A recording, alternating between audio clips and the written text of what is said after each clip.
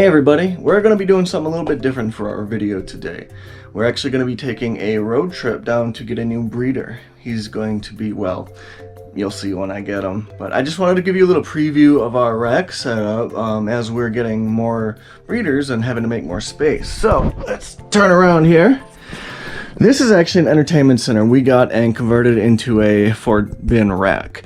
Right now you can see we do have Tenebrax in here as well as Lucia. You met Lucia in a previous video and I'll be showing them off a little bit more as we get into our project specifics. But yeah, we actually got this just from a local person and kind of converted it into a rack here. Got a lot of nice storage and everything. And in addition to that, we also have a small rack here that I built.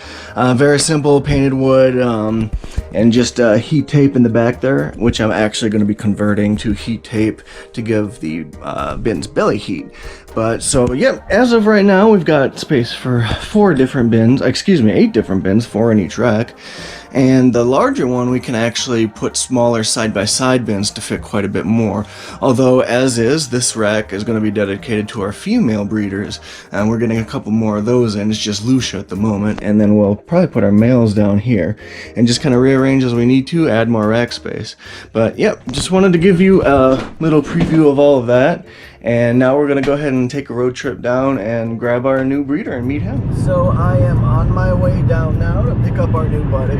I've been going since about 2:45 a.m. and just now it's about 7:45. Also, no worries with the camera setup. It's perfectly hands-free, so nothing unsafe about it.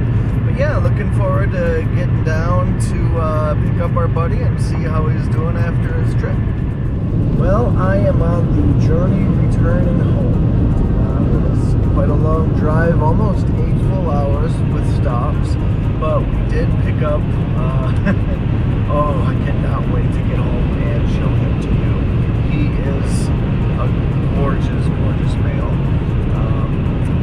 I got 3 words for you though: blue-eyed, persistent. He came in this box behind me, and when I opened it, well, you'll just have to wait and see. When I get home, I am going to show you him in all his magnificence. And here I am back at home. This is actually the following day, so yesterday was the day I made my road trip. Totally worth it, absolutely. I was on the road for a better part of 16 hours, but we got him. We got the new breeder. So before I show him to you, I'd like to go into a couple genes. We've actually discussed a couple of these previously, but I'd like to kind of give you an idea of what we're working with here. So first, again, we've talked about it before, it's the pastel. This is a incomplete dominant gene, meaning there is a super form, so 1 copy of the gene will actually show up in a snake visually, and 2 copies actually produces a different effect on the snake. So generally with the pastel, you'll have a little bit higher of a contrast with your yellows. You can definitely see it here, and working in with other patterns, it can change the pattern of the morphs. It can change a little bit of the coloration, and it kind of shows the alien heads on the side of the pythons that we talk about. They look a little bit different with pastel. So second gene I want to talk about is lesser. Now once again, this is an incomplete dominant gene, so there's lessers and there's super lessers. We'll get into that in just a minute. But they can vary in appearance. It's another one of those color changing, pattern changing morphs. Mixed with other genes, it really makes some stunning creatures. So, but today I'm going to show you our new breeder. Let me grab him here. This is a pastel super lesser, or a blue-eyed Lucy, blue-eyed leucistic. So we've briefly talked about it before. The the lesser is in the blue-eyed leucistic complex. So there are about a half dozen or so, give or take, genes that can mix together to make an all-white snake with blue eyes.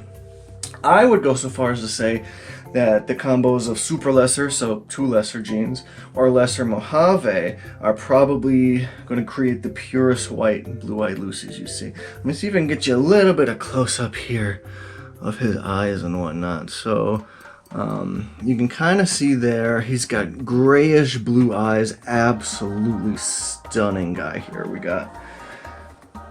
Yep, he's a super lesser. The pastel doesn't really show up considering he's pure white, although sometimes blue-eyed Lucies can have a little bit of yellow discoloration, especially around the top by their spine.